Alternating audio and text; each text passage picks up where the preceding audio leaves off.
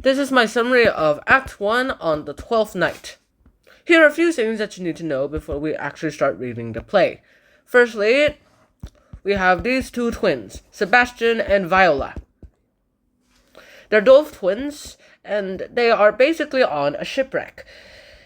There's a ship on the middle of the sea, and then there's a storm that literally happens, and which wrecks the ship, and then they wash up onto this island called Illyria. Correction, Illyria. That's actually how you say it, Illyria. Note, this is actually a real place, but mainly it's also a mythical place. In fact, it actually didn't exist because the Romans conquered the place as well. But then again, here we're going to use the mythical version of Illyria, mainly because that is the only way that Shakespeare would not get sued and say, the only way that he can say, this character does not represent this particular account, it's just a story. And that works out, in my opinion. So, with that on mind, let's keep going. The play starts off with the Duke of Illyria, a guy named Orsino, and he is going ahead and eating some food. He's eating dinner, whatever he's eating, with some other people as well too. There are lots and lots of other lords, and there are some musicians in the background playing some music, which is told to be very sad music.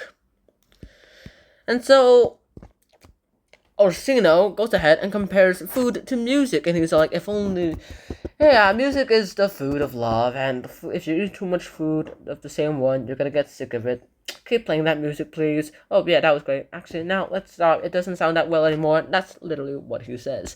Afterwards, he goes ahead and talks about some soliloquies, and we finally cut to the scene where the shipwreck of Viola and Sebastian happens.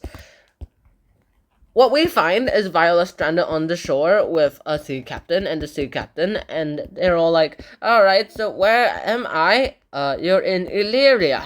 You're in Illyria, my lady. Illyria? What am I supposed to do in Illyria? I don't know, but maybe you can go ahead and do something. Alright, I'm gonna go find some work. Who can I find work for? Well, there's this Countess Olivia, but you are going to have a very hard time trying to get her because she's in mourning, and she says she's not going to meet any men for 7 years, or in fact, show her face to the sky.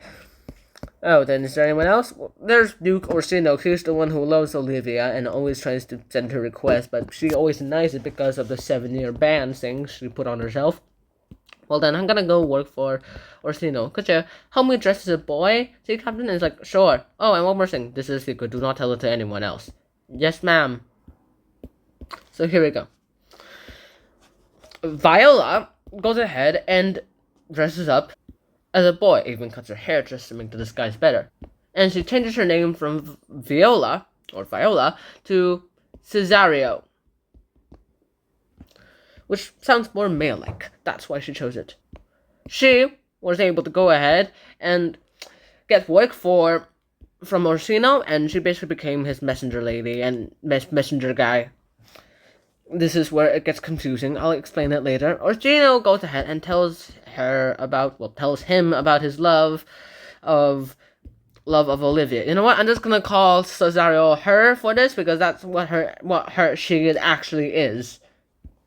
What happens next is that his first task for Cesario, technically Viola, is to go ahead and get to Olivia's place and tell her how much his master loves him. That's basically what happens. And so Cesario, I'm just gonna call her Cesario, goes off to Olivia's place. Olivia's kind of a dark, gloomy place right now. She's wearing black and she's in her mourning dress.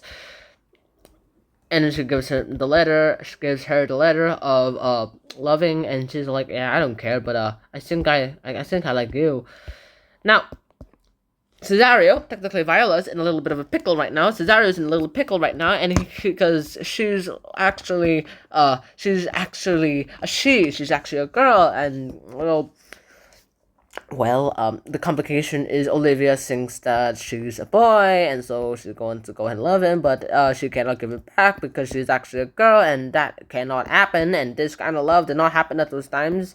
And Orsino loves Olivia, but Olivia loves Viola as Cesario, and Viola loves Orsino. So this is an actual love triangle for once, instead of all those love bent love lines that the books keep trying to pass off as love triangles.